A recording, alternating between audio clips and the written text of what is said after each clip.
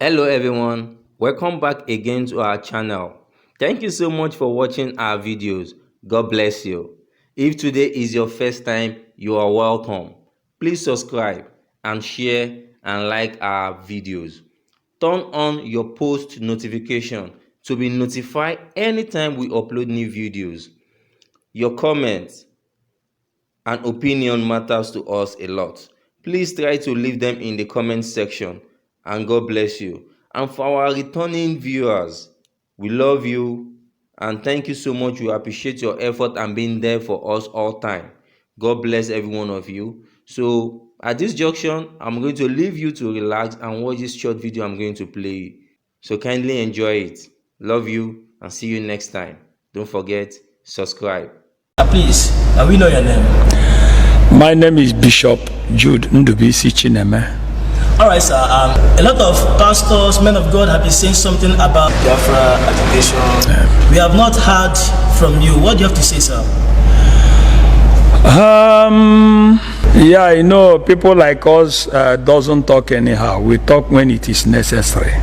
The Biafra agitation is something the Lord revealed to me many years ago, about 26, if not 27 years ago.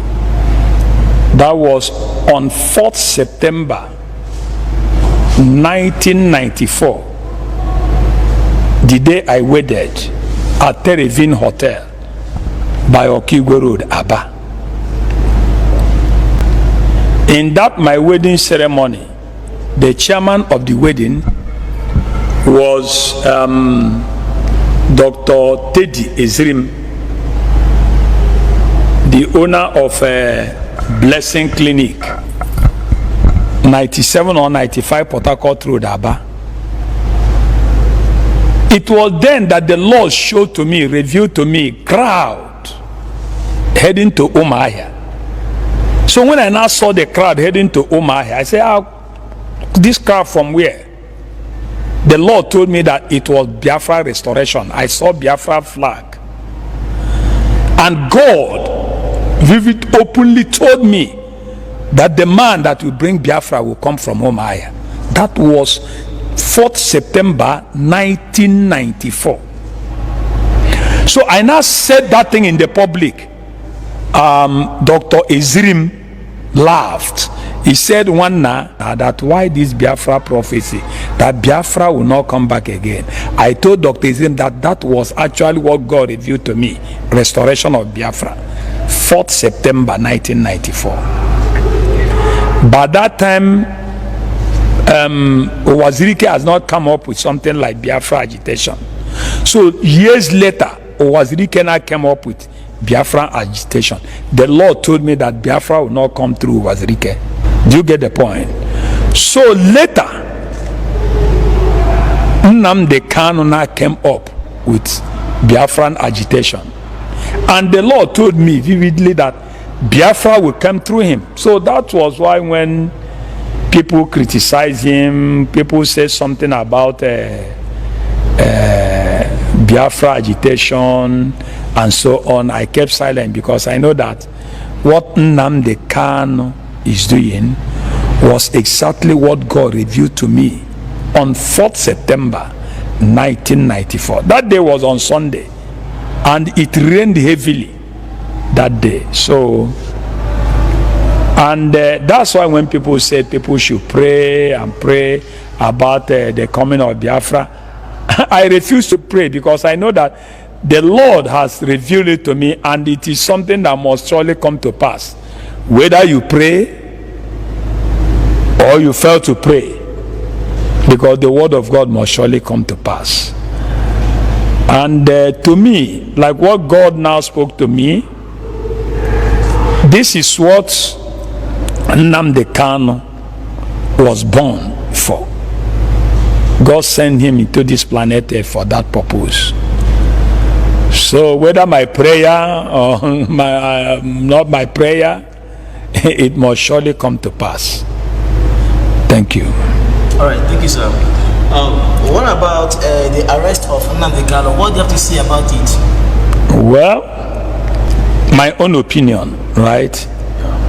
arrest of Nnamdi Kanu is a big mistake. Let me use that language. My reason is that Nnamdi Kanu, I have not seen him before, unless on television or internet or picture. I have not discussed with him before. But the Lord made me to understand that that guy is such a man that anything he wants to do, nobody on earth can discourage him unless God. And Nnamdi Kanu is a moving train that no man can stop unless he get to his destination.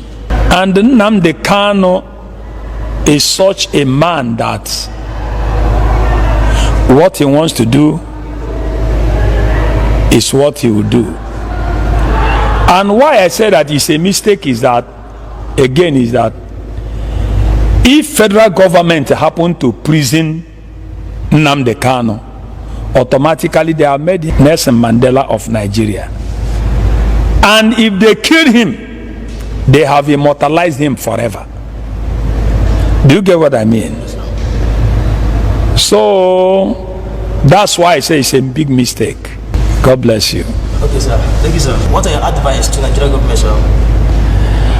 Well, my advice to Nigerian government is they should tread with carefulness. They should tread with care, because the case of Nnamdi Kanu is very sensitive. With every indication, if you can remember what happened on 31st May 2021, this year, you know that almost all the youth, in fact 95% of South and Southeast, they are strongly behind Nnamdi Kanu. So it's not a man alone. So anything they are doing with him, they should be very careful. And my advice again is that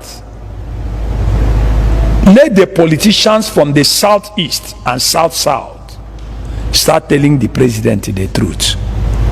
They should start telling the president the truth, because sometimes they don't tell him the truth. They don't tell the president the real condition of Southeast and South in this agitation. They should start telling the president the truth. I've given federal government advice, but this advice now goes to Mr. President. My own advice for Mr. President is he should call Kanu and ask him, my son, what is your problem? Then, if eventually Kanu tables all his problems before the president will say, my son, I can do this, but I cannot be able to do this. I think dialogue is the best way to follow Kanu.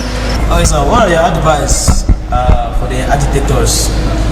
My advice for the agitators is that they should follow the rule of law in agitating.